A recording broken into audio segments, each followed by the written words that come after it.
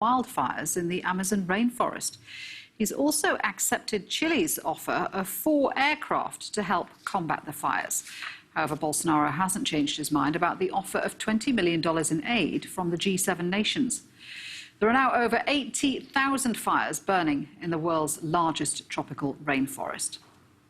Well, Daiara Tukano is an Indigenous activist and human rights researcher. She joins me now from Paris. Daiara, good to have you with us. So can you just explain for us how devastating these fires have been for the Indigenous people in Brazil?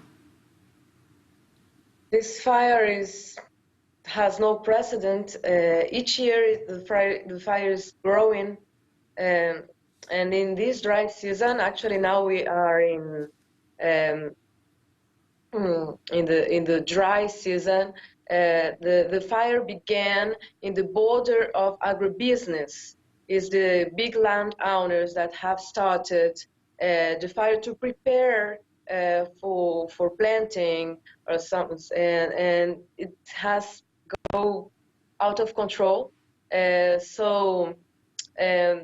For indigenous nations, it is the product of several attacks on our rights, beginning with the flexibilization of nature rights and the anxiety of completely rape all the indigenous rights, the non-recognition of indigenous territories, and on the willing of the government to exploit what is under the earth. So it's a combination of the agribusiness effect and the will of the exploitation for mineration in indigenous territories.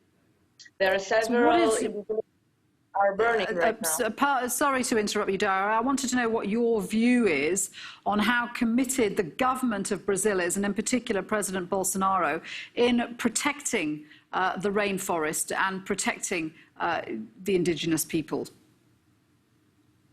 He's not committed at all.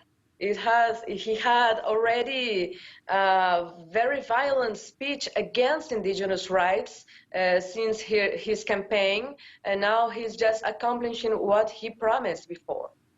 So the actual Ministry of Environment is flexibilizing and reaping all the surveillance on the rainforest and getting to big landowners and big producers to go into indigenous territories.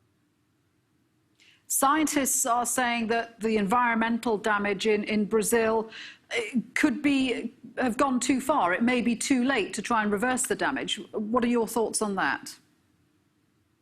Actually, in the last 20 years, we reached like 20% of deforestation in the Amazon rainforest. It is its limit, since from now it will dry by itself. So deforestation went to a point where this kind of thing is actually happening, and it's going to happen every year more and more.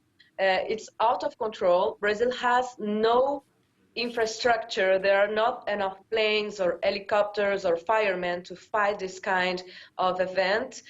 So we are praying for the rain, and of course it is not enough. All the damage is there. We'll have this damage for several generations from now, and we really don't know what is going to happen, because the solution is not just the money. We have to reforest, we have to grow new trees and to reestablish the ecosystems.